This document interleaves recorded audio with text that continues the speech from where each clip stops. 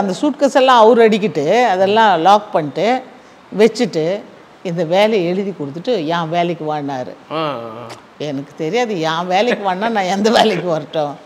இப்படியானே இந்த மாதிரி சொப்பனம் தெரிஞ்சு பெங்களூர் காட்டுறாரு, இந்த அட்ரஸ் காமிக்கிறாரு, எங்கன்னே இருக்கு. இந்த அவமானம் தூஷணம், ஒரு வெள்ளைப்படவையை கட்டிட்டு ஒரு வாலிபத்தில் இப்படி பைய தூக்கின்னு போனால் என்ன பண்ணுவீங்க? சித்தப்பா என்ன பைய தூக்கின்னு பார்த்து வெக்கமாகுது, இப்போ என்னத்துக்கு இப்படி திடீரா பைய தூக்கின்னு தோளில் ட்ரம்மை மாட்டிட்டு போவேன். சரி சரி மாட்டின்னு போய் அங்கே ஒரு ட்ரம் அடிச்சு பாட்டு பாடினா அடுப்பானுக்கிற எரி விட்டுனுக்கிற பொம்பளை பேய் ஆடின்னு வரும். மேரேஜ் பண்ணி பிரச்சனையாச்சு, அதுக்கப்புறம் நீங்கள் திருமணம் பண்ணணும்னு நினைக்கிறேன். அதுக்கப்புறம் மாப்பிள்ளைங்க எல்லாம் வந்தாங்க.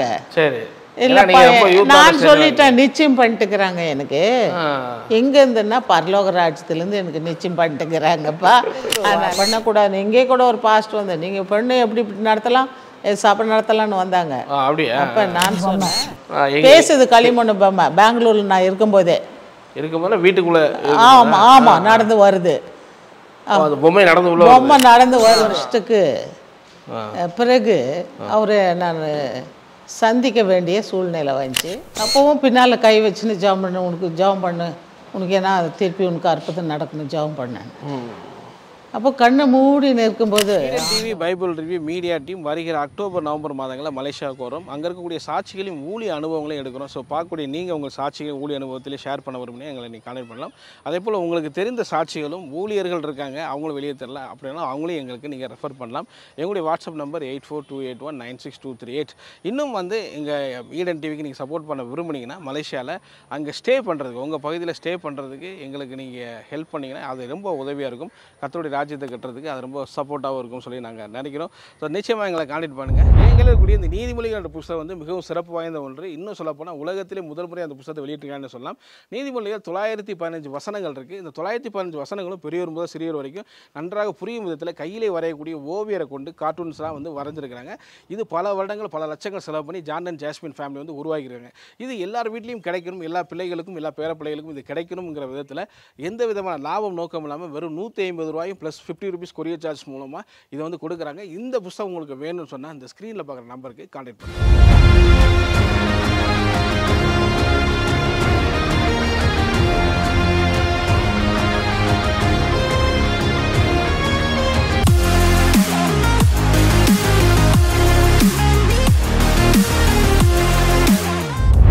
சிஎம்எஸ்ஸில் ஹாஸ்டலில் 5 வருஷம் வேலை செஞ்சேன்.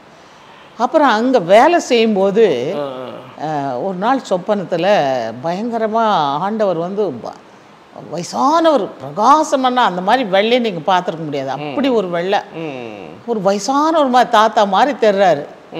என் சூட்கேஸ் எல்லாம் அவர் எடுக்கிறாரு. அந்த சூட்கேஸ் எல்லாம் அவர் அடிக்கிட்டு அதெல்லாம் லாக் பண்ணிட்டு வச்சுட்டு இந்த வேலையை எழுதி கொடுத்துட்டு என் வேலைக்கு வாடினாரு. எனக்கு தெரியாது என் வேலைக்கு வாடினா நான் எந்த வேலைக்கு வரட்டும். இந்த வேலையை எழுதி கொடுத்துட்டு என் வேலைக்கு வாடினாரு. மணி 5 மணிக்கெல்லாம் எழுதிட்டேன், ரிசைன் லெட்டர் எழுதிட்டு கொடுத்துட்டு போகிறேன் பிரதர் அப்படின்னு சொல்லிட்டு சூட்கேஸை எடுத்துக்கிட்டு அதே மாதிரி நான் அவர் அடுக்கிற மாதிரியே நான் அடுக்கி சூட்கேஸை எடுத்துகிட்டு வீட்டுக்கு வந்தேன். அங்கே ஜபம் பண்ணிகிட்ருக்கிறேன். ஒரு நாள் சொப்பனத்தில் பெங்களூர்லாம் எங்கே இருக்குன்னு தெரியாது எனக்கு. பெங்களூர் போயிருக்குது. அந்த பெங்களூரில் ஒரு அட்ரஸ் காமிக்கிறாரு. அது சலோம் எவாஞ்சலிக் ஃபெலோஷிப்னு சொல்லி தமிழில் எழுதியிருக்குது. அந்த கேட்டில் எழுதியிருக்குது. என்னன்னு தெரியலையே, இது ஒரு அட்ரஸ் தெரியுது அப்படின்னு சொல்லிட்டு நான் சொல்கிறேன். அப்புறம் ஒருத்தர் எனக்கு முதல்ல புதிய ஏற்பாடு கொடுத்தது இந்த ஜெய்பூரத்தில் பிலிப்பையான்னு இருந்தார். அந்த ஐயா வீட்டுக்கு வராரு அப்போ ஜபம் பண்ணுறதுக்கு. சொப்பனம் தெரிஞ்சு பெங்களூர் காட்டுறாரு, இந்த அட்ரஸ் காமிக்கிறாரு, எங்கன்னே இருக்கேன்னு அவர் கூட்டின்னு போகிறாரு. நீங்கள் ஆண்டு சொப்பனத்தில் காட்டினது. அதுக்கப்புறம் அந்த அட்ரஸ் போய் காட்டினா அவங்க எதுக்காக ஜபம் பண்ணுக்கிறாங்கன்னா அந்த ஐயா மிலிட்ரி, அவர் கர்னல், அவர் ஜான் ஞான ஒலிவுன்னு சொல்லி ஒரு நல்ல தேவனுடைய மனுஷன். அவர் ரிட்டையர்ட் ஆன பிறகு அங்கே ஒரு சபையை கட்டி அங்கே ஆண்டவர் ஊழியத்தை செஞ்சிட்ருக்கிறாரு. அவருக்கு தமிழில் ஒரு ஊழியக்காரர் வேணும். நிறைய ஊழியக்கார் 2-3 கார் போயிருக்காங்க. இப்போ நாங்கள் போய் இந்த மாதிரி ஆண்டவர் காமிச்சாரு, இந்த அட்ரஸை வழி நடத்தினார், நாங்கள் அங்கே ஊழி செய்கிறோம். அப்படியா? அப்படியே ஒரு தேவதூதர்களை ஏற்றுக்கின மாதிரி அவர் ஏற்றுக்கிட்டார். ஏற்றுக்கிட்டு அங்கே வந்து 5 வருஷமாக ஊழியம் செஞ்சேன் நான். அப்போ அந்த இடத்துல ஒரு ரூமு, ஒரு ஹால் கொடுத்துருந்தாங்க எனக்கு, கீழே கேரேஜு, அங்கே ஒரு ரூம் கொடுத்துருந்தாங்க. நான் தனிமையாக அங்கே ஒரு காட்டு, ஒரு டேபிள் கொடுத்துருந்தாங்க, எல்லாம் ஸ்டவ் சமைக்கிறதுக்கு அது இது கொடுத்தாங்க. தனிமையாக ஒரு சிஸ்டராக அந்த காம்பவுண்டுக்குள்ளே வர்றவங்களுக்கு ஜபம் பண்ணிக்கின்னு ஊழியம் செஞ்சுக்கிட்டு இருந்தாங்க. அவங்க வயசானவங்க 2 பேரும், அவங்க 2 பேரும் வயசானவங்க. ஸோ அவங்க கூட அப்படியே ஊழியம் பார்த்துட்டு அப்படியே. ஆமாம், 5 வருஷம் அப்படியே. 5 வருஷம் நிறைய ஆத்துமாக்களை ஆண்டவர் அந்த இடத்துல கொடுத்தாரு. அதெல்லாம் வர்றவங்களாம் ப்ரேயருக்கு வர்றவங்க அப்படி சொல்லலாம். போவேன், வீட்டுக்கு கிராமங்களுக்கு போவேன். கிராமத்துக்கு போவேன். கன்னடாவில் கைப்பருத்தி எடுத்துக்கிட்டு போய் இந்த அள்ளி மாதிரி இருக்கும், கொஞ்சம் ஏழ்மையான அள்ளி இடம். சரி, அங்கே கூட ஒரு பெரிய ஆண்டவர் அதிசயம் செஞ்சார். ஒரு நாள் இப்படி ஜெபம் பண்ணே இருக்கிறேன், ஒரு சத்தம் கேட்குது, முனியம்மாவை சந்திக்க போவியா அப்படின்னு. ஆண்டவரே, எந்த முனியம்மா நான் சந்திக்கிறது அப்படின்னு சொல்லிட்டு விட்டுட்டேன் நான். சரி, அந்த இடத்தையும் காமிக்கிறாரு, முனியம்மாவை சந்திக்க போவியான்னு காமிக்கிறாரு. விட்டுட்டேன் நான், ஏதோ சொப்பனோன்னு விட்டுட்டேன். அப்புறம் ஒரு 2 வாரம் கழித்து திருப்பி எனக்கு ஞாபகப்படுத்துகிறாரு, அந்த முனியம்மாவை சந்திக்க போவியான்னு சொல்லி கேட்கும்போது, ஆண்டவரே அது எங்கே காட்டுங்க, திருப்பி காட்டினார். திருப்பி அந்த அந்த ஊர் என்னன்னா பென்னமங்களா. பென்னமங்களா, அது இந்திரா நகர ஒட்டினாப்புல இருக்குது. சரி சரி சரி சரி. அந்த பென்னமங்களாவில் போய் நான் ஒரு போர் அடிச்சுன்னுக்கிறாங்க ஒரு அம்மாவை கேட்குறேம்மா, முனியம்மா எங்கம்மா அங்கே இருக்காங்களா? முனியம்மா, எத்தனையோ முனியம்மா இருக்காங்க, உங்களுக்கு எந்த முனியம்மா வேணும்னு கேட்குறாங்க. சரி, அப்போ ஆண்டவர் சொன்னார், அந்த முனியம்மாவுக்கு ரெட்டை குழந்தைன்னு சொல்லுன்னாரு. அந்த முனியம்மாவுக்கு ரெட்டை குழந்தை சொல்லணும். 3 தரம் எனக்கு அப்படி சொன்னார். பாருமா, அந்த முனியம்மாவுக்கு ரெட்டை குழந்தைன்னு நான் அதுங்களா வாங்க காட்டுறேன்னு கூட்டின்னு போய், என்னம்மா நடிச்சு 15 நாளைக்கு எங்கள் அப்பா இறந்துட்டாரு, நாங்கள் எல்லாமே செத்து போகணுன்னு நினச்சோம். அப்படியாம்மா, ஆண்டவர் ஒன்று தேடி வராரு, சர்ச்சுக்கு வா, கடவுளை நம்பு, அப்பா போயிட்டா கூட நம்மளை படைச்ச அப்பா விட மாட்டாரு, நீ ஆண்டவர்கிட்ட வா அப்படின்னு சொல்லி அவங்களுக்கு சுவிசேஷன் சொல்லிட்டு பார்த்தா ரொம்பயான ஏழ்மையான அவங்க சர்ச்சுக்கு வந்துட்டுருக்குறாங்க. அப்போ ஒரு 5 வருஷம் நான் அங்கே ஊழியம் செஞ்சேன். ஊழியம் செஞ்ச பிறகு 3 மாதமாக சொல்கிறாரு, நீ திருப்பி உன்னுடைய கிராமத்துக்கு போன்றாரு. அப்போ நான் சொப்பனம் காண்றேன், எல்லாம் நம்ம சொந்தக்காரெல்லாம் கீழே நிற்கிறாங்க, நம்ம ஒரு சில பேர் மட்டும் இப்போ ஆண்டவர் வந்துட்டாரு மேலே போய் நிற்கிறோம். அந்த மாதிரி ஒரு சொப்பனம் காட்டினார். ஓ, நம்ம போய் அங்கே ஊழியத்தை ஆரம்பிக்கணும், எல்லாம் கீழே நிற்கிறாங்களே இவங்க, அப்படின்னா அர்த்தம் என்ன, நம்ம ஆண்டவர் அவங்களுக்கு தெரியல தானே அப்படின்னு சொல்லி இந்த இடத்துல வந்து செவ்வாத்தூர் என்ற கிராமத்தில், இந்த திருப்பத்தூர் மாவட்டத்தில் என் சொந்த கிராமத்தில் வந்து ஒரு புளிய மரத்தடியில் பாய்களை போட்டு சின்ன பிள்ளைகளெல்லாம் கூப்பிட்டு பாட்டு சொல்லி கொடுத்து கதைகளை சொல்லி, எங்கள் சித்தப்பா பேரன் பேத்திகள்லாம் கொஞ்சம் பசங்கள்லாம் கொஞ்சம் சின்னதாக இருந்தாங்க.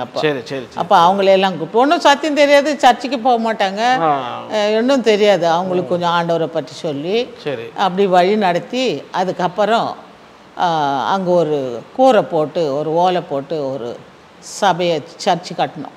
சரி சரி. அதுக்கான பணங்கள்லாம் எப்படி? பணங்கள்லாம் இல்லை, பணம் இல்லை, பணம் இல்லை. ஒரு 400 ரூபாய் போஸ்ட் ஆஃபீஸில் போட்டு வச்சுருந்தேன். ஆமாம், அதை எடுத்துன்னு வந்துட்டு கூரையை கட்டி எழுப்பி அங்கே ஒரு சர்ச் மாதிரி எழுப்பிட்டேன். கதவு கூட வைக்கல, சின்ன சர்ச்சு. ஆமாம் ஆமாம், கூரை போட்டு சர்ச்சு. சரி சரி. அங்கே போட்டு ஒரு சபையை ஆரம்பித்து அங்கே நடத்த ஆரம்பிச்சு. எத்தனை பேர் வந்தாங்க? வந்துப்பாங்க ஒரு அன்னைக்கு சர்ச்சுக்கு இது பண்ண பசங்கள்லாம் சேர்ந்து ஒரு 50 பேர் வந்துப்பாங்க. என்ன பண்ண, சாப்பாடெல்லாம் ஒன்றும் இல்லை, டெடிகேட்க்கு ரவை லட்டு பண்ணி வச்சுருந்தேன். ரவையில் லட்டு, அவ்வளோதான் எனக்கு கொடுக்க முடிஞ்சிச்சு. அப்புறம் அதுக்கப்புறம் வாரம் தொடர்ந்து ஜபம் நடத்தி வந்தோம். மாதத்தில் ஒரு நாளைக்கு திருவிருந்து கொடுக்கணும்ல, ஒரு 2-3 பேர் ஞானசானம் எடுத்துட்டாங்க, திருவிருந்து கொடுக்கணும். இந்த ஊரில் அருள்நாதன் ஐயாவும் ஆல்பர்ட் ஐயாவும் அவரை கூப்பிடுறீங்களா? ஆமாம், அவங்கள வந்து திருவிருந்து கொடுக்க கூப்பிடுவேன். சரி. அவரோட இன்னொருத்தர் வருவார், நெல்சன் டேவிட்னு சொல்லி, சரி சரி. அவங்க வந்து கொடுப்பாங்க. அதுக்கப்புறம் வாரம் இப்படி ஜெபம் நடத்தின்னு அப்படி போயின்னே இருந்துச்சு. ஆண்டவரை ஆராதிச்சுன்னு துதிச்சுட்டு அப்படியே இருந்தோம். சரி. அப்புறம் இவங்க 2 பேரையும், தங்கச்சி தம்பியை அப்போ பைபிள் காலேஜ் நான் அங்கே இருக்கும்போதே சேர்த்துட்டேன். பெங்களூரில் இருக்கும்போதே தம்பியை பைபிள் காலேஜில் சேர்த்துட்டேன். ஆமாம், அது தங்கச்சியும் பைபிள் காலேஜில் சேர்த்து விட்டுட்டேன். அவன் அங்கே படிச்சுட்டு கொஞ்சம் போய் அங்கே வேலை செஞ்சுட்டு இருந்த குன்னூரில். இப்போ அவங்கள அங்கேயே படித்து முடிச்சுட்டு அவங்க வீட்டுக்கு வராங்க. ஆண்டவர் என்ன வீட்டுக்கு வழி நடத்திட்டாருங்க. சபை அப்போ கட்டி எழுப்பப்படுது. அந்த 1986 ஜூன் மாதம் 1ஆம் தேதி அந்த சர்ச்சை டெடிகேட் பண்ணுறோம். பண்ணிட்டு 87 எங்கள் தம்பிக்கு திருமணம் பண்ணுறோம் அதே சர்ச்சில். எந்த பணமும் இல்லாமல், எந்த பணமே இல்லாத பரிசுத்தவான்கள் வந்து எனக்கு கொடுத்த காணிக்கை தான். நான் எங்கெல்லாம் போய் கார்டு வச்சுனோ அவங்க கொடுத்த காணிக்கை தான். அதை வச்சு தான் நிச்சயமா. இப்படி என் கஷ்டத்தை கூட நான் எங்கேயும் வெளியே சொல்ல மாட்டேன். அந்த மாதிரி காணிக்கை கொடுத்து சரி கூடலூரில் பொண்ணு பார்த்து, அதுக்கு அடுத்த வருஷமே 88 அவளுக்கு தம்பிக்கு முதல் பண்ண, தங்கச்சிக்கு அதுக்கப்புறம் தான் பண்ணேன். மாப்பிள்ளை வந்து ஊட்டி. அம்மாவுடைய உதவினா எதுவும் கிடையாது. இல்லை, அது விவசாயத்தில் பாவம் அவங்க ஏதோ விளைச்சல் இது பண்ணுவாங்க, அவ்வளோதான். அவங்க வந்து நான் சிஎம்எஸ்ல இருக்கும்போதே டெத் ஆகிட்டாரு. 86 ஆண்டவர் வந்து படிப்படியாக அந்த ஊழியங்களை வளர்த்திட்டு வந்தார் எல்லாரும். அப்போ அங்கங்கே நாங்கள் என்ன பண்ணோம், ஊழியங்களுக்கு வாடகை வீடு எடுத்து தான் நடத்தினோம். பாரூர், கல்லாவி, திருப்பத்தூர், அங்கே மட்டும் ஒரு ஓலை கொட்டாய் கட்டிட்டேன் நான் செவ்வாத்தூரில். இது எல்லாமே வாடகை வீட்டில் தான் நடத்திட்டுருக்குறோம். இந்த மாதிரி நடத்தி அங்கங்கே இவங்களை திருமணம் பண்ணி அங்கங்கே செட்டில் பண்ணி வச்சுட்டேன். சரி, நீங்கள் ஒருத்தராக பண்ணியிருக்கீங்கன்னா பெரிய ஆச்சரியமான. ஒரு ஊழியத்துக்கு ஒரு உதவி செய்யறதுக்கு கூட ஒரு ஆள் நம்மளுக்கு இல்லை. நிந்த அவமானம் தூஷணம். ஒரு வெள்ளைப்படவையை கட்டிட்டு ஒரு வாலிபத்தில் இப்படி பைய தூக்கின்னு போனால் என்ன பண்ணுவீங்க? சித்தப்பா என்ன பைய தூக்கின்னு பா, வெக்கமாகுது, இப்போ என்னத்துக்கு இப்படி திரியிறா பைய தூக்கினுவார். அந்த மாதிரியெல்லாம் ஒரு நெந்த அவமானம் தூஷணங்கள். அதுக்கப்புறம் எல்லாரும் பிள்ளைகள்லாம், சித்தப்பா பிள்ளைகள்லாம் ரட்சிக்கப்பட்டாங்க. அவங்களையெல்லாம் ஆண்டவர் பரிசுத்த ஆவினால் அபிஷேகித்தார். அவங்க எல்லாம் இன்னைக்கு ஊழியத்தில் இருக்காங்க, நிறைய பேர் ஊழியத்தில் இருக்காங்க. அப்போது திடீர்னு இது எத்தனாவது வருஷம்? 25 வருஷம் இல்லையா? நான் ஆரம்பிச்சது 86 சர்ச் ஆரம்பிச்சிங்க. எத்தனை வருஷம்? 40 வருஷம் ஆகுதா? ஆமாம், 40 வருஷம் ஆயிடுச்சு. 40 வருஷமாக இந்த இடங்கள்லாம். இது ஒரு 10,000 ரூபாய்க்கு நான் வாங்கினேன் இந்த இடம். தம்பி விசுவாசத்தில் இந்த வீடு இந்த சர்ச்செல்லாம் கட்டி தாராளமாக நடத்தினுக்கிறாரு. இங்கே பேயா ஓடுமா, அங்கே சுடுகாடு புனஞ்சுடுவாங்க, அங்கே புதைக்குவாங்க, அங்கே சுடுவாங்க. எல்லாம் எதிர்ப்பு கூட வந்துச்சு. என்ன இது தூங்க விட மாட்டேன்றாங்க, போய் இது பண்ணுங்கன்னு. அப்போ எதிர் வீட்டுக்கார் சொன்னாங்க, அவங்க இங்கே வந்து ஜபம் நடத்தின பிறகு தான் கத்தின் பேயெல்லாம் கத்தின்னு ஓடும், அதெல்லாம் இப்போ கேட்குறது இல்லைங்க ஐயா. யாரையா உங்களுக்கு சொன்ன, அவங்க நல்லா தான் நடத்துகிறாங்க, எங்கள் தூக்கமெல்லாம் கெடலைன்னு சொல்லி அந்த அம்மா சொல்லி அந்த மாதிரி இங்கே எவ்வளோ பிரச்சனை வந்துச்சு. அது மாதிரி ஒவ்வொரு இடத்துலையும் ஆண்டவர் அங்கு பாதுகாத்தார். அந்த இடத்துல எல்லாம் இவங்களுக்கெல்லாம் திருமணம் பண்ணி வச்சு அவங்கவுங்க இன்றைக்கி பசங்கள்லாம் கல்யாணம் ஆகி அவங்க எல்லாருமே நல்லா இருக்கும். இப்போ அவங்கவுங்களே ஊன்றுகோலா நின்று ஊன்றி நடக்க ஆரம்பிச்சிட்டாங்க. இப்போ எனக்கு பாரம் குறைஞ்சி, நான் ஐ எம் ரிட்டையர்டு. எனக்கு உக்காந்து ஊழியம், நான் உக்காண்டேருந்தா கூட ஆத்மாவை வீட்டுக்கு கொண்டு வராரு. அப்போ ஒரு ஊழியத்தில் நிறைய அற்புதங்கள்லாம் பார்த்துருப்பீங்க. நிறைய முதல் அந்த ஊரில் அற்புதம் என்ன பார்த்தோன்னா, ஒரு குழந்தைய செத்து போய் தூக்கிட்டு வராங்க ஹாஸ்பிட்டலில் இருந்து. கிராமத்தில். ஆமாம், கிராமத்தில். அப்புறம் என்ன வயசு இருக்கும்? ஒரு 1.5 வயசு இருக்கும். அவ்வளோ. சரி. இன்னும் செத்து போன குழந்தைய தூக்கின்னு வராங்க. அப்போ நம்ம கிச்சனில் தான் அந்த கூரை வீட்டில் அம்மா கட்டினாங்கல்ல அந்த கூரை, அந்த வீட்டில் இருந்து தான் முட்டி போட்டு, ஆண்டவரே இந்த குழந்தைக்குள்ளே உங்களுடைய ஜீவன் அனுப்பு, எவ்வளோ பேருக்கு ஜீவன் கொடுத்துருக்கீங்களே, எவ்வளோ பேருக்கு அற்புதம் செஞ்சுக்கிறீங்களே, பாடையை தொட்டுறதும் செத்துவும் வந்தான் இல்லையாப்பா, இந்த குழந்தைக்கு நீ ஜீவனை கொடுப்பா அப்படின்னு சொல்லிட்டு எண்ணெயை கையில் தொட்டு அந்த குழந்தை அவ்வளோதான் டெத்து ஆகிட்டுக்குது, கண்ணெல்லாம் சாம்பல் கலர் ஆயிடுச்சு. அதுக்கு நான் விசுவாசத்தோடு அந்த கை பல்லு கிட்டின்னுக்கிறதுல அந்த எண்ணெய் தொட்டு வாயில் வச்சு ஜீவன் புறப்பட்டு வருவதாக அப்படின்னு சொல்லிட்டு, அம்மா குழந்தைக்கு ஆண்டவர் உயிர் கொடுத்துருவார், நீ போ வீட்டுக்கு போய் அந்த குழந்தைக்கு பால் கொடுன்னு விசுவாசத்தோடு சொல்லி அனுப்பிட்டேன். சரி சரி. ஆண்டவரே ஏசப்பா அந்த அந்த வீட்டுக்கு போகிறதுக்குள்ளே அந்த குழந்தைக்கு உயிர் வந்துடணும், ஆண்டவரே நீ தான் சகாயம் செய்யணும், 2 பேரும் ஞானஸ்தானம் எடுத்துக்கிறோமா, நாங்கள் 2 பேரும் சேர்றோமா, உயிர் வரட்டணும். அதே மாதிரி வீட்டுக்கு போகிறதுக்குள்ள குழந்தைக்கு உயிர் வந்துருச்சு. அதே மாதிரி தாய்ப்பால் குடிச்சு நல்லா ஆயிடுச்சு, மிரக்கல், அது முதல் அற்புதம். அதுக்கப்புறம் அங்கே நிறைய ஜாதிகள் மத்தியிலேருந்து ஆத்துமாக்களை கொடுத்து அவங்களாம் ரட்சிக்கப்பட்டு வந்தாங்க. பேய் பிசாசி சூனியக்கட்டு ஏவல் கட்டு மந்திர சக்திங்க நிறைய ஆண்டவர் சுகப்படுத்திட்டு 3 மாதம் குழந்தை அழுந்துட்டே இருக்கிறவங்க எந்த ஹாஸ்பிட்டலையும் சுகப்பட முடியல, அப்படி தூக்கிட்டு வந்தாங்க. ஜபம் பண்ணது ஆண்டவர் அற்புதம் செஞ்சார். இன்னொரு வாலி பையனை தூக்கிட்டு வந்தாங்க, அம்மா நோய் போயிடுச்சு, அவ்வளோதான் கழுத்து போயிடுச்சு அவனுக்கு அப்படின்னு கடவுள் அவ்வளோ அற்புதம் அற்புதம் செஞ்சார். இன்னும் நிறைய அற்புதம் செஞ்சது. எதிர்ப்பு இருந்துச்சு அவங்களுக்கு? அப்பெல்லாம் எதிர்ப்பு கிடையாது. சரி சரி. அப்போல்லாம் எந்த எதிர்ப்பும் கிடையாது. எந்த ஊருக்கு போகிறோமோ அந்த லைட்டு எங்கே இருக்குதோ அந்த சென்டரில் நின்றுப்போம். நின்றுட்டு நானே தோளில் ட்ரம்மை மாட்டிட்டு போவேன். சரி சரி. மாட்டின்னு போய் அங்கே ஒரு ட்ரம் அடித்து பாட்டு பாடினா அடுப்பானுக்கிற எரிவிட்டுன்னுக்கிற பொம்பளை பேய் ஆடின்னு வரும். அப்படியா? கிராமத்தில் போய் நீங்கள் சும்மா கொட்டடிச்சு பாட்டு பண்ணாலே பேயெல்லாம். ஆமாம், இந்த இயேசு பற்றி சொன்னதுமே நம்ம பேய் ஆடுது அப்படின்னு சொல்லி அவங்களுக்கே ஒரு ஆச்சரியம். அப்போ ஆண்டவர் இந்த மாதிரி கிரிகளை அந்த ஊரில் செஞ்சார், கல்லாவியில் செஞ்சார். இந்த தம்பியெல்லாம் அந்த பாரூரில் வாடகை வீட்டில் இருந்தாங்க, அங்கே ஆண்டவர் இந்த மூக்கில் எல்லாம் டியூப் இருந்துச்சான் பார்த்துங்க. தம்பி ஊழியம் செய்யும் போது மூக்கில் டியூப்பில் அப்படியே வீட்டில் கொண்டாந்து போட்டு இருந்தாங்களாம். அப்போ ஆண்டவர் சொன்ன இந்த டியூப்பை வெளியே இடுன்னு அந்த குழந்தைக்கு, ஒரு 13 வயசு பொண்ணுக்கு டியூப்பை வெளியே இழுத்தாப்பிலையாம் தம்பி. டியூப்பை எடு, டியூப் எடுத்துட்டு வாய் வெளியே ஆகாரம் கூட ஜபம் பண்ணிடு. அந்த மாதிரி செத்து போகிற மாதிரி இந்த குழந்தைங்கெல்லாம் ஆண்டவர் உயிர் கொடுத்து அந்த இடத்துல அப்படி ஒவ்வொரு இடத்துலையும் இந்த பிள்ளைகளை வச்சு ஆண்டவர் அற்புதம் பண்ணார். இந்த ஊழியத்தின் பாதையில் ஆண்டவர் கண்மலையின் மேலே ஊற்றினார்.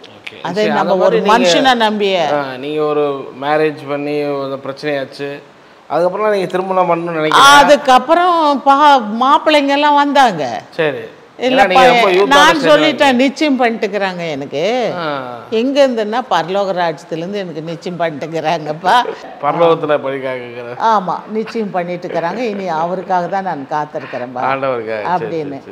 இந்த மாதிரி ஆர்ஃபனேஜ் வந்து 2005 தம்பி ஒரு 3 பிள்ளைங்க கூட்டின்னு வந்து அங்கே ஸ்டார்ட் பண்ணார். அப்போ அங்கே அப்படி ஆரம்பிச்சது தான் இன்றைக்கி வரைக்கும் அது நடந்துட்டுருக்குது.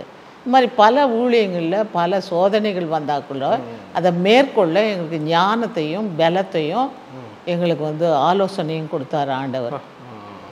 பயங்கரமான ஒரு காரியத்திலேருந்து எங்களை அப்படியே தூக்கி எடுத்தார். சாப்பாட்டுக்கு வழியில் இல்லை எங்களுக்கு, அப்போ அதிலேருந்து எங்களை தூக்கி எடுத்தார், இது வரைக்கும் நடத்துகிறாரு. இனி பெரிய ஒரு அது பெரிய விஷயம்.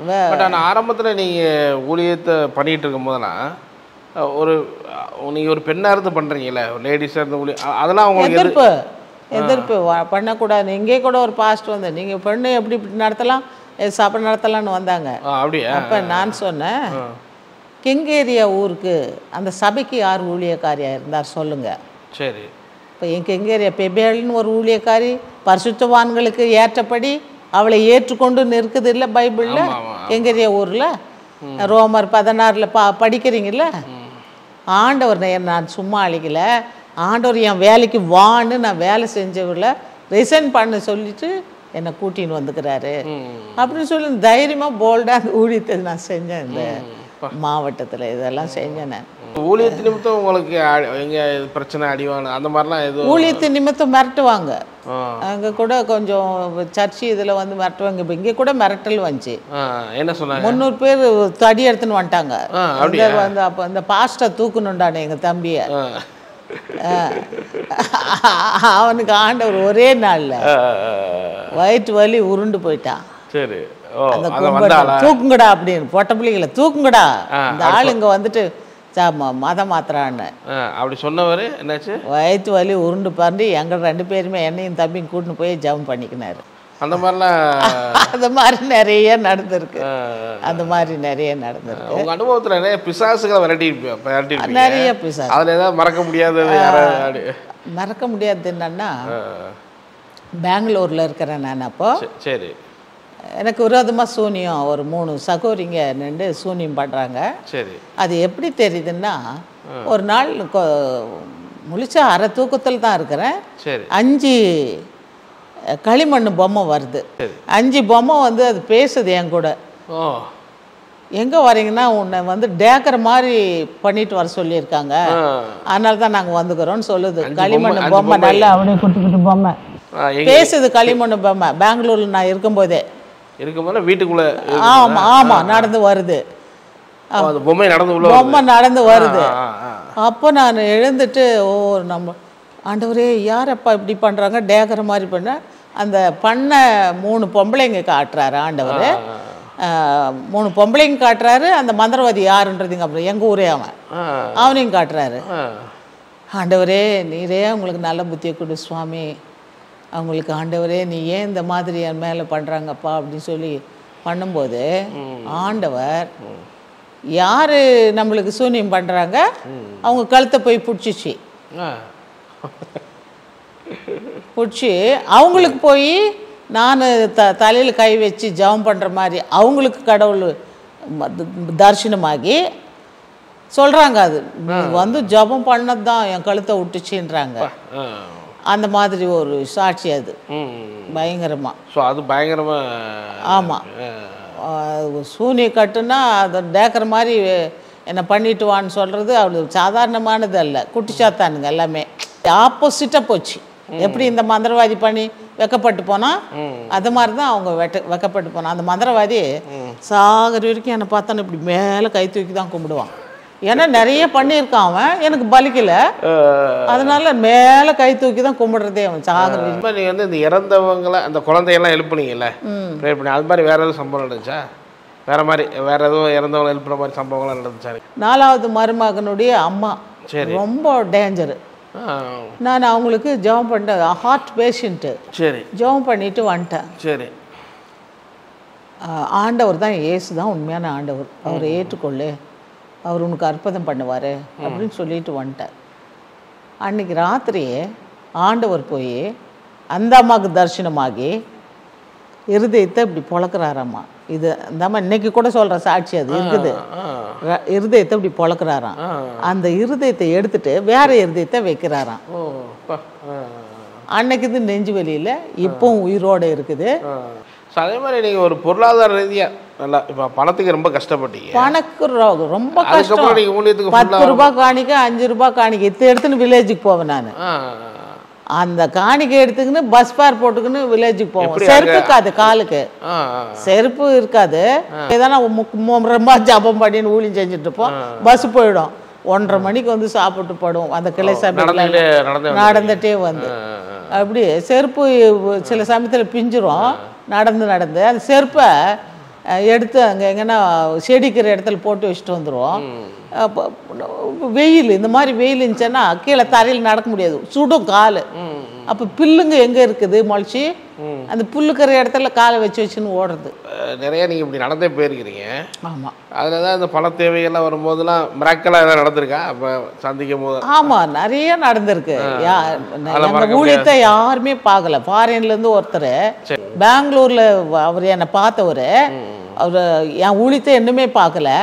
நீ போயிட்டியம்மா கேள்விப்பட்டேன், அந்த ஐயா இதுக்கு வருவார் அவர். ஆமாம். அப்போது அவர் பார்த்து எனக்கு 3 மாதத்துக்கு ஒரு தடவை $100 அனுப்புவார். அது எப்படி கரெக்டாக உங்களை அட்ரஸ் அட்ரஸ் கொடுத்துட்டு வந்துக்கிறேன்ல, அது கரெக்டாக அனுப்பிடுவார். கிராம இதில் வந்து அப்படி அவர் இருக்கிற வரைக்கும் அது மாதிரி தாங்கினார் ஆண்டவர். அதுக்கப்புறம் ஆண்டவர் அங்கங்கே ஆத்துமாக்களை கொடுத்தாருல்ல, காணிக்கை பற்றி கூட சபையில் நான் போதிச்சது கிடையாது. ஆண்டவர் சொன்னார் ஒரு நாள் வந்து, அப்போது அந்த இதை பற்றி காட்டுறாரு சொப்பனத்தில். சரி, மெல்கிசேதேக்கும் போய் சண்டை போட்டு வந்து அப்பமும் திராட்சை ரசமும் கொடுக்குறாரா? மெல்கிசேதேக்கு ஆபிரகாம் என்ன கொடுக்குறாரு? கொண்டு வந்தலாம் தசம பாகம் கொடுக்குறாரு. இப்போ இதில் நல்ல ஒரு விளக்கத்தை ஆண்டவர் கொடுத்தாரு. எனக்கு என்னென்னா, மக்கள் ஒரு வாரமாக மாதமாக என்ன பண்ணுறாங்க, போராடிட்டு, உலகத்தோட போராட்டு, குடும்பத்தில் போராட்டு, வேலை போராட்டு எல்லாம் வராங்க. இப்போ நம்ம அவங்களுக்கு என்ன பண்ணுறோம்? ஆறுதலாக வசனங்கள் உறுதிப்படுத்துகிறோம், எச்சரிக்கிறோம், உணர்த்துறோம். இப்போ அவங்களுக்கு எல்லாம் பண்ணுறோம்.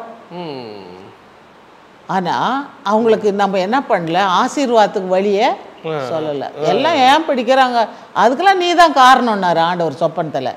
நான் என்ன பண்ணுறேன் ஆண்டவரே நான்? அப்புறம் தான் இதை காமிச்சார் தசமா பாகத்தை பற்றி. அப்பதான் நான் போதிச்சேன்.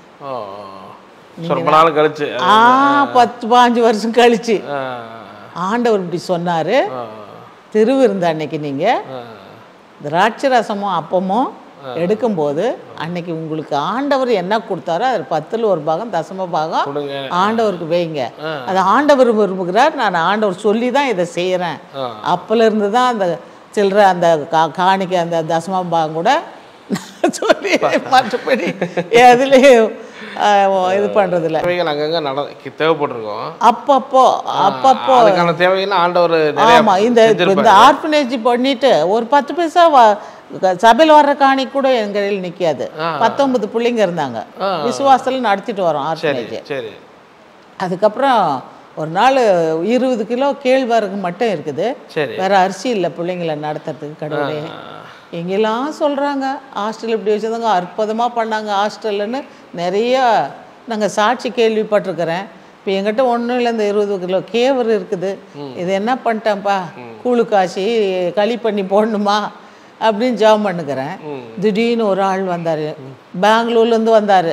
சரி சிஸ்டர், உங்களை பற்றி நான் கேள்விப்பட்டேன், ஆர்ஃபனேஜ் இதை வச்சுன்னுக்கிறீங்களாமே, சரி ரொம்ப கஷ்டமாமே. இன்னும் வந்து கிறிஸ்துமஸ் அப்போ எல்லா பசங்களுக்கும் கூட்டின்னு போய் எல்லாருக்கும் செருப்பு, நோட் புக்கு, துணி எல்லாம் இது பண்ணிட்டு 3 மாதத்துக்கு வேண்டிய எல்லாம் 50 கிலோ பருப்பு, 20-25 சிப்பம் அரிசி, நல்ல அரிசியை இது பண்ணி ஆயில் எல்லாம் வந்து வண்டியில் போட்டு அங்கே 4-5 நாள் தங்க வச்சு பசங்களை டூருக்கு கூட்டின்னு போய் பிக்னிக்கு எல்லாம் பண்ணி அனுப்புறாருப்ப. யாருன்னே தெரியாது. அவர் இல்லை, அந்த பரிசுத்தவான் இல்லை, செத்துட்டார் இன்னைக்கு. டாட்வேல் அவர் பேரு. ஒரு வீடு, சொந்த வீடு இல்லை அவருக்கு, சொந்த சர்ச்சு இல்லை, நிறைய தான தர்ம ஊழியம் இப்படி செஞ்சார். கடவுள் சித்தத்தை அப்படி நிறைவேற்றினார். தரிசனங்களும் நீங்க பார்த்துருப்பீங்க. ஆமா, ஆண்டவர் முகமாக பார்த்தது இதெல்லாம். ஆமாம், அது 40 நாள் ஃபாஸ்டிங் இருப்பேன். அப்போ தான் நிறைய 50 பாடல் கொடுத்தாரு. அப்போ தான் அந்த செய்தி கொடுக்குற ஒவ்வொரு வசனமும் ஆண்டவர் அப்போ நிறைய கொடுப்பார். தேவ சமூகத்தில் ஒரே மனசோட அமர்ந்து இருக்கணும்ல. 40 டேஸ் உபவாசம் எப்படி இருப்பீங்க? பாட்டு ராகம் எல்லாம் வரும். ஒரு சின்ன டேப் ரெக்கார்டு வச்சுன்னு உட்காந்துக்குவேன். சரி சரி, ஏதோ வருதுறான்னு. அப்போ அழகாக பாட்டு அந்நிய பாஷையிலே வரும். அதை ரெக்கார்ட் பண்ணிக்குவேன் அந்த டியூனை. அந்த மாதிரி தான் ஒரு பாட்டு, மன்னாதி மன்னன் நேசு மனுவாக பிறந்தாருன்னு ஒரு யூடியூபில் கூட இந்த பசங்க போட்டிருக்காங்க ஒரு பாட்டு. சரி சரி சரி சரி, யூடியூபில் இருக்குன்னு நினைக்கிறேன். அதில் அந்நிய பாஷையில் அந்த பாட்டு டியூன். அது எத்தனை சபைகளை நீங்கள் உருவாயிருங்க மூலமாக? பாரூர், கல்லாவி, செவ்வாத்தூர், திருப்பத்தூர், சிங்கார்பேட்டில் ஒரு சபை. 5 சபையா? 5 சபை. இது கணக்கு ஞானஸ்தானம் பெற்றவங்க, ஆண்டவர் தெரிஞ்சுக்கிட்டவங்க எத்தனை பேர் இருப்பாங்க ஒரு அப்ராக்சிமேட்டாக உங்கள் லைஃப்பில்? 40 வருஷம் ஊழியம் இருப்பாங்க. அங்கே 150 பேர் நான் நடத்திட்டு இருக்கும்போதே. இப்போ இந்த இது வருஷமெல்லாம் ஞானஸ்தானம் பெற்றவங்கெல்லாம் கணக்கு எடுத்து வச்சுருந்தா அது இருக்கும். ஒரு எல்லாம் சேர்த்து ஒரு 200-250 பேருக்கு நீங்கள் ஞானஸ்தானம். ஆமாம். ஓகே. அப்போ நீங்கள் யாராவது பெரிய ஊழியக்காரர் யாராவது மீட் பண்ணியிருக்கீங்களா பிரபலமான அவங்க ஏதாவது உங்களை சந்திச்சிருக்காங்களா? பெரிய ஊழியக்காரனா நான் யாரை சொல்லணும்னா, நாங்கள் எந்த ஸ்தாபனத்துலேயும் சேரல. சரி சரி சரி. அப்போது சொப்பனத்தில் ஒரு ஊழியக்கார ஆண்டவர், நான் எப்படி இருக்கிறேன்னா அப்படி பலவீனமாக இருக்கிறேன், சரி, எழுந்து நடக்க முடியாத நிலையில் இருக்கிறேன். சரி. அதுக்கப்புறம் அவர் வராரு, அந்த குள்ளமாக சகப்பாக இருக்கிறாரு, அந்த ஊழியக்கார் வராரு. எழுந்து நடக்க கூட முடியாத பலனற்று போயிருக்கிறேன். அந்த இடுப்பில் கை வச்சு இப்படி அந்த இடுப்பை பிடிச்சின்னு இப்படி என்னை நடத்துகிறாரு. அந்த மாதிரி ஒரு சொப்பனம் கண்டேன். அப்போ எங்கள் தம்பிக்கிட்ட, ஜெயா இந்த மாதிரி ஒரு சொப்பனம் கண்டேன், சகப்பாக ஒரு ஆள் இந்த மாதிரி குள்ளமாக இருக்கிறாரு, அவர் வந்து நான் இப்படி படுத்துட்டு இருக்கிறேன், இப்படி பிடிச்சி நடத்துகிறாரு. சரி ஜெயா. அவர் ஐயோ அவர் தான்க்கா சாமுவேல் ஸ்டீபன், அவர் தான்க்கா இன்னைக்கு வராரு, ஆல்ஃபிரடையா சர்ச்சு டெடிகேட் பண்ண வராருக்கா. அப்போ அவர் உங்கள் ஊழியத்துக்கு ஹெல்ப் பண்ணாரா? ஆமாம், அவர் ஆண்டவர் வந்து என்னை சொப்பனத்தில் காமிச்சாருல்ல. சரி சரி. அது சாமுவேல் ஸ்டீபன் ஐயா. அப்போது அவர் வந்து அதே மாதிரி என் சாட்சியெல்லாம் எழுதி இப்போ கொடுக்க சொன்னார். என் சாட்சியெல்லாம் சொல்லியிருக்கேன், என் சாட்சியெல்லாம் எழுதி கொடுத்தேன். உடனே அவர் எல்லாரும் கோஆர்டினேட்டருங்களை வச்சு பார்வையிட்டு வந்து எங்களுக்கு பார்வூரில் ஒரு சர்ச்சு கட்டி கொடுத்தாரு.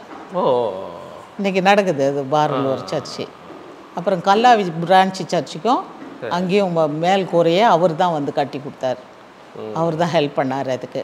உங்கள் சொந்தக்காரங்களாம் பார்த்தா அவங்க என்ன சொல்கிறாங்க? ஏன்னா அந்த நாளுக்கு ரொம்ப கஷ்டப்பட்டுருப்பீங்க. அப்போ ஒன்றும் இல்லாதக்கும் போதே இந்த மாதிரி ஒயிட்டு தான் போடுவேன், இல்லைன்னா காவி போடுவேன், இது பண்ணுவேன். சரி.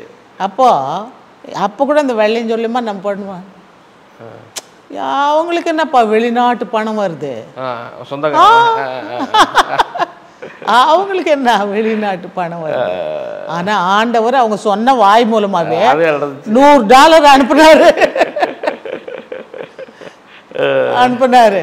அந்த மாதிரி ஆண்டவர் அது வரைக்கும் என்ன போஸ்ட்டுன்னு வந்துட்டார் பாருங்க. பட்னி ஒரு நாளும் போடலைங்க. ஆண்டவர் நல்லா ஆகாரம் கொடுத்தாரு. இது வரைக்கும் நல்லா ஆடை கொடுத்து வச்சிருக்கிறாரு. 10 நிமிஷம் நிற்க முடியாது, ஆனால் 1 மணி நேரம் நிற்ப செய்திக்கு. அது எப்படி நிற்க வைக்குவார் பாருங்க. என்ன ஆண்டவரே, 10 நிமிஷம் நல்லா நிற்க இப்போ சேரில் போட்டு உட்கார்றேன், ஆனால் அங்கே அப்படி நிற்க வைக்கிறீங்களே, அவர் வார்த்தை. அதுதான் தேவகிருபை. நீங்கள் ஒரு கேள்வி கேட்டீங்க, நீங்கள் மறுபடியும் அவரை பார்க்கலையான்னு கேட்டீங்க. நான் அப்போ சொல்லலை. கணவர் ஆமாம், அவருக்கு பயங்கரமான நெஞ்சு வலி வந்துட்டு அந்த ஊரில் நான் ஊழியம் போய் ஸ்டார்ட் பண்ணியிருக்கிறேன். பார்த்து எவ்வளோ வருஷம் இருக்கும்? அது 20 வருஷத்துக்கு பிறகு அவரை நான் சந்திக்க வேண்டிய சூழ்நிலை வந்துச்சு. அவருக்கு வந்து ரொம்ப நெஞ்சு வலி வான்னு சொல்லி நாங்கள் ஊழியத்துக்கு போய் வீட்டில் ஜபம் பண்ணின்னு, இன்னொருத்தர் வீட்டில் ஜபம் பண்ணின்னு இருக்கும்போது கூப்பிட்டாங்க. சரி விஜயா, நீ தானியல் விஜயா, நீ வந்து உங்கள் மாமா மேலே கை வச்சிரு, நான் அது உன் கை மேலே நான் கை வச்சு ஜபம் பண்ணுறேன் அப்படின்னு சொல்லி நெஞ்சு வலிக்காக ஜபம் பண்ணிவிட்டு, அவர் 2ஆவது தரமாக கட்டியிருக்கிறாருல, அவர்கிட்ட ஏதோ கொஞ்சம் காசு கொடுத்துட்டு பால் அது வாங்கி கொடு அப்படின்னு கொடுத்துட்டு அங்கே ஜபம் பண்ணிவிட்டு வந்துட்டேன். வந்துட்ட பிறகு கூட ஒரு இப்போ என் கூட இருக்குது அந்த தங்கச்சி கூட ஒரு நல்ல அபிப்பிராயம் இல்லை.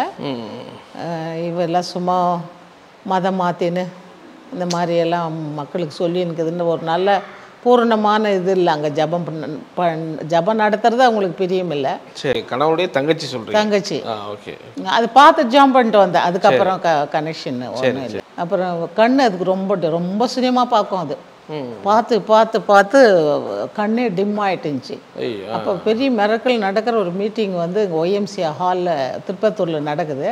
அதுக்கு கூட்டின்னு போயிருக்கிறேன். அப்போது எல்லாரும் உங்களுக்கு என்ன பலவீனமோ அங்கே கை வச்சுங்க, ஜெபம் பண்ணுங்க அப்படின்னாரு.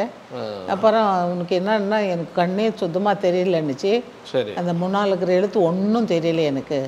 அப்போ உன் கண்ணில் கை வச்சுக்க அப்படின்னு சொல்லி ஜெபம் பண்ணிட்டு பின்னால் நான் கை வைக்கிறேன் இந்த ஆத்மாவத்தோடு ஆண்டவரேன்னு. அப்புறம் எல்லாம் ஜெபம் பண்ணிட்டு அவர் பேர் சொல்லி கூப்பிட்றாரு, சரஸ்வதி. யாருன்னே தெரியாது அவர் ஊழியக்காரு. ஆனால் நிறைய ஜனம் வந்திருக்காங்க. சரஸ்வதி, உன் கண்களை ஆண்டவர் திறந்தார், உன் பார்வை நீ மறுபடியும் பெற்றுக்கொள், சுத்தமாக நீ வந்து பார்வை அற்று போயிருந்தா, மங்கி போயிருந்த உன் கண்கள் இப்போ திறக்கப்பட்டிருக்குன்னு அழகாக சொல்கிறார். சரஸ்வதி வா அப்படின்னு. அப்புறம் அதுக்கு பிறகு பார்த்தா அந்த எழுத்தெல்லாம் நல்ல க்ளீனாக, இங்கே எவ்வளோ தூரம் இருந்து அந்த எழுத்தை பார்க்குறது நல்லா தெரியுது. சரி சரி. ஆனால் வரல. ஆனால் நான் எங்கே போனாலும் இந்த ஆத்மாவை ரட்சிக்குன்னு கூட்டின்னு போவேன். அதுக்கப்புறம் சரி சாம் ஜபதுரா அண்ணா அவங்க மீட்டிங் கூட்டிகிட்டு போனேன். ஒரு மரத்தடியில் தான் நின்று ஜெபம் பண்ணின்னுக்கிறோம், தேசத்துக்காக எல்லா இதுக்காக சுகத்துக்காக. அப்போவும் பின்னால் கை வச்சுன்னு ஜெபம் பண்ணு, உனக்கு ஜெபம் பண்ணு, உனக்கு ஏன்னா திருப்பி உனக்கு அற்புதம் நடக்கணும் ஜெபம் பண்ணேன். அப்போ கண்ணை மூடி நிற்கும்போது ஆண்டவர் கல்வாரி சிலுவையில் அந்த கையிலேருந்து ரத்தம் சொட்டலும், அந்த மாதிரி கையிலேருந்து ரத்தம் அந்த அம்மா வாயில், சரி வாயில் ரத்தம் உழுதாம்மா. என்ன அர்த்தம், எனக்கு ஒன்றும் முடியலையே அப்படின்னு அதிசயமாக ஒரு அதிர்ச்சியாகி போய் சொல்லுது. அப்படியா, அந்த ரத்தம் வந்து உன் வாயில் விழுந்தாதான் உன் பாவம் மன்னிக்கப்படும்.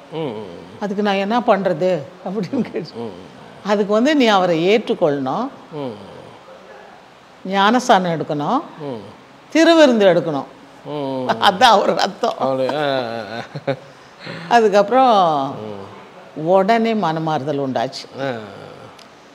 அந்த வாரத்தில் 12 பேர் பாரூர் நம்ம சர்ச்சில், பிரான்ச் சர்ச்சில் சரி 12 பேர் அந்த ஆற்றுல ஞானஸ்தானம் எடுத்தாங்க. அன்னைக்கு இதுவும் ஞானஸ்தானத்துக்கு ஒப்பு கொடுத்து ஞானஸ்தானம் எடுத்து, மாமியார் பயங்கரமான டைஃபாய்டு ஜுரம் வந்து கால் ரெண்டும் நடக்க முடியாத ஆயிடுச்சு. அப்புறம் அதுக்கு போய் தேங்காய் ஜபம் பண்ணி தொடச்சது தான். அட்டன் டைமில் அந்த கால் வலி நீங்கி நல்ல சோகம் ஆயிடுச்சு அவங்களுக்கு உடனே. அப்போ நான் சொன்னேன், கடவுள் இயேசு தான் உண்மையான கடவுள், நீ வந்து ஆண்டவரை நம்புமா, நீயே ஜபம் பண்ண, இப்போ இனிமேல் நீயே ஜபம் பண்ண, ஆண்டவரை ஏற்றுக்கினியானா நீயே ஜபம் பண்ணால் ஆண்டவர் உனக்கு நல்ல விடுதல் கொடுப்பாரு அப்படின்னு சொல்லி சத்தியமெல்லாம் சொல்லிட்டு, எப்போ போங்க வீட்டுக்கு முக்காடு போட்டு ஜபம் பண்ணின்னு இருக்கோம். அதை நான் பார்த்தேன். அவங்க அங்கே ஞானஸ்தானம் எடுத்தாச்சு, அவங்க அம்மாவுக்கும் ஞானஸ்தானம் கொடுத்துட்டோம். அதுக்கப்புறம் திடீர்னு ஹார்ட் அட்டாக்கில் அம்மா ஒரு 95 வயசில் இறந்துட்டாங்க. ஆனால் ஒரு பெரிய சாட்சி என்னன்னா, நான் என்னென்ன அங்கே ஊழியம் செய்யணும் நடத்தணும், அது அந்த மனுஷன் ஒரே எதிர்ப்பு தெரிவிக்கலை. நான் அவருக்கு இந்த அம்மாவுக்கு பெட்டிங்க திருப்பத்தூரில் பெட்டி ஆர்டர் பண்ணி பெட்டி எடுத்துன்னு போய் பெட்டியில் அடக்கம் பண்ணி பாசுகளை கூட்டின்னு போய் அந்த மாதிரி அடக்க ஆராதனை பண்ணேன். உங்களுடைய இத்தனைக்கும் பெத்த பையன் உயிரோடு இருக்கிறார், ஆனால் அதுக்கு எந்த எதிர்ப்பும் தெரிவிக்கல, இன்னும் பேசலை, வரல. இதை செய்யக்கூடாதுன்னா செய்யலை, நின்றுட்டாப்புல. இந்த மாதிரி காரியம் அந்த நடந்த பிறகு அவங்க சாகிறதுக்கு முன்னாலே சொன்னாங்க, சரசை நீ விடக்கூடாது, நான் செத்துட்டா கூட சரசை உன் கூட வச்சுக்கம்மான்னு சொன்னாங்க. தூரம் நீங்கள் உங்கள் லைஃப்பில் இது பண்ணி ஆண்டவர் இவ்வளோ விஷயங்களை உங்களை அற்புதம் நடத்தி நிறைய மூலமாக மிகப்பெரிய ஊழியம் நிற்குது. ஸோ பார்க்குற வியூவர்ஸ்க்கு நீங்கள் என்ன சொல்லுவீங்க, நீ பார்க்கக்கூடிய மக்களுக்கு உங்களுடைய? எனக்கு வந்து சோதனை மாதிரி எவ்வளோ சோதனை, இதை விட ஜாஸ்தி சோதனை கூட உங்களுக்கு வரலாம், வாழ்க்கையில் விரக்தி வரலாம், ஒரு வெறுமை வரலாம். என்ன கொரோனா வந்துச்சு, சிக்கன் குனியா வந்துச்சு, எதிலுமே சாவு வரல. சாவக்கூடிய விளிம்பில் போயிட்டால் கூட சாவு வரல. அப்போ ஆண்டவர் என்னை நேசித்து மீட்டு கொண்டாருன்னு சொன்னால் அதுக்கு ஈடு என உலகத்தில் என்ன இருக்குது? அதனால் இதை விட சோதனை வர்ற அருமையான சகோதரிகளோ சகோதரோ இல்லை வயசானவங்கள கூட இருப்பீங்க, சரி வரத்தியாக இருப்பீங்க, என்னை பார்க்கறதுக்கு யாரும் இல்லைன்னு, ஆண்டவரை நோக்கி பாருங்க, ஆண்டவர் நம்மளுக்கு ஒரு புது பலனை கொடுப்பார். புது பலனை கொடுத்து நம்ம வேலையை நம்மளே செய்யறதுக்கு ஆண்டு பலனை கொடுப்பாரு. அதனால் சோர்ந்து போகாதீங்க, ஜெபம் பண்ணுங்க. உண்மையாகவே அந்த நம்பிக்கையோட விசுவாசத்தோடு நம்ம ஜெபிக்கும்போது நம்மளுக்கு சரீரத்திலும் ஆத்மாவிலையும் புது பலனை கொடுப்பார், நம்ம நடத்துவார். முடிவு மட்டும் நம்ம ஒரே நாளைக்கு கை கொடுத்துட்டு விட மாட்டார், அவர் மனுஷன்தான் அப்படி செய்வான். ஆனால் ஆண்டவர் முற்று முடிய காக்கிறவர். முடிவு பரியந்தமோ நான் உங்களோடு கூட இருப்பேன்னு சொல்லி வாக்கு கொடுத்தாருல்ல, அப்போ இந்த உலகத்தின் முடிவு பரியந்தமோ நம்முடைய ஜீவன் கடைசி எண்டு வரைக்கும் ஆண்டவர் நம்முடைய புது பலன். ஆண்டவரை நம்புங்க. ஆண்டவர் ஊழியக்காரர்கள் சோர்ந்து போகாதீங்க, ஊழியக்காரிங்க சோர்ந்து போகாதீங்க. யாருன்னா கணவனால் கைவிடப்பட்டவங்க சோர்ந்து போகாதீங்க. கணவனோட சேர்ந்து வாழ்கிறதுக்கு பிரயாசப்படுங்க, ரொம்ப பிரயாசப்படுங்க. முடியாதுன்னு உதறும்போது நீ என்ன பண்ணு, ஆண்டவரை பிடிச்சிக்க, உலகத்தை நோக்கி போகாத. கர்த்தர் மெய்யாகவே உங்களை கைவிட மாட்டார். ரொம்ப நன்றி. உங்களுடைய சாட்சியை ரொம்ப அழகாக எங்களோட ஷேர் பண்ணி. ஆமென். ஸ்தோத்திரம் ஸ்தோத்திரம். Praise the Lord. Thank you. Eden TV Bible review media team வருகிற அக்டோபர் நவம்பர் மாதங்களில் மலேசியாவுக்கு வரும். அங்கே இருக்கக்கூடிய சாட்சிகளையும் ஊழிய அனுபவங்களையும் எடுக்கிறோம். ஸோ பார்க்கக்கூடிய நீங்கள் உங்கள் சாட்சிகள் ஊழிய அனுபவத்திலே ஷேர் பண்ண விரும்பினே எங்களை நீங்கள் கான்டெக்ட் பண்ணலாம். அதே போல் உங்களுக்கு தெரிந்த சாட்சிகளும் ஊழியர்கள் இருக்காங்க, அவங்களும் வெளியே தெரியல அப்படின்னா அவங்களையும் எங்களுக்கு நீங்கள் ரெஃபர் பண்ணலாம். எங்களுடைய வாட்ஸ்அப் நம்பர் 8428196238. இன்னும் எங்கள் ஈடன் டிவிக்கு நீங்கள் சப்போர்ட் பண்ண விரும்புனீங்கன்னா மலேசியாவில் அங்கே ஸ்டே பண்ணுறதுக்கு, உங்கள் பகுதியில் ஸ்டே பண்ணுறதுக்கு எங்களுக்கு நீங்கள் ஹெல்ப் பண்ணிங்கன்னா அது ரொம்ப உதவியாக இருக்கும். கர்த்தருடைய ராஜ்யத்தை கட்டுறதுக்கு அது ரொம்ப சப்போர்ட்டாகவும் இருக்கும் சொல்லி நாங்கள் நினைக்கிறோம். ஸோ நிச்சயமாக எங்களை கான்டெக்ட் பண்ணுங்கள். காட்